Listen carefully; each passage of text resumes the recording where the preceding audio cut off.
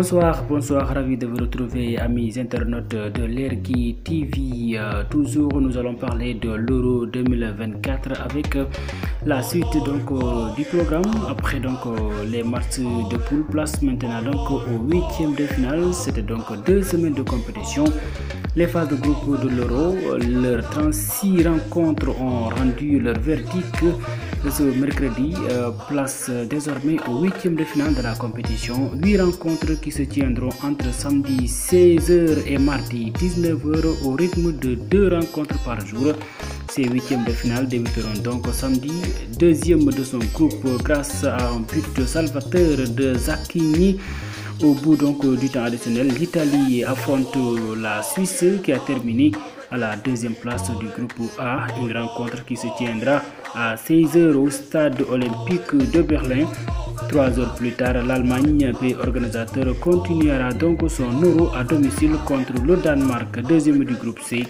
Coup d'envoi prévu à 19h à Dortmund. À Gelsenkirchen, l'Angleterre affrontera à 16h la Slovaquie, 3e de son groupe derrière la Roumanie et la Belgique. À 19h, l'Espagne défiera la Géorgie qui a accroché sa qualification grâce à sa victoire contre le Portugal, une victoire historique. Coup d'envoi prévu à 19h à Cologne. Après ces 4 premières affiches, les Bleus entreront en piste lundi à 16h contre la Belgique.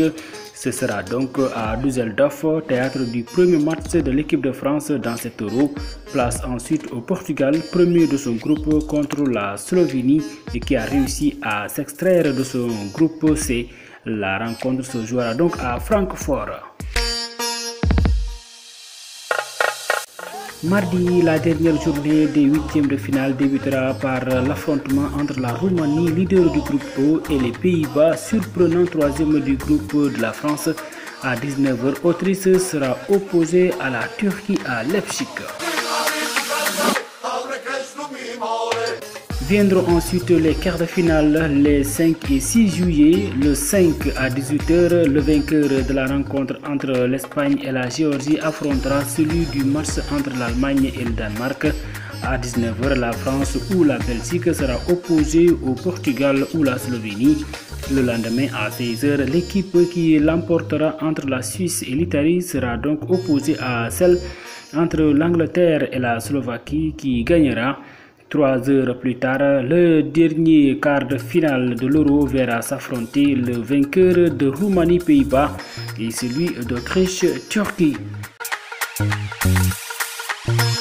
Au bref d'aujourd'hui, amis internautes, triste première dans la carrière de Cristiano Ronaldo, remplacé par Gonzalo Ramos à la 66e minute du match perdu face à la Géorgie 0-2. Cristiano Ronaldo a vécu une sale soirée et ce même si le Portugal a terminé cette phase de poule à la première place du groupe F. À 39 ans, le joueur d'Al Nassr vient de vivre une grande première dans sa carrière et longue carrière même. C'est la première fois qu'il boucle une phase de poule d'un grand tournoi, Coupe du Monde, voire même Euro, sans avoir marqué donc le moindre but.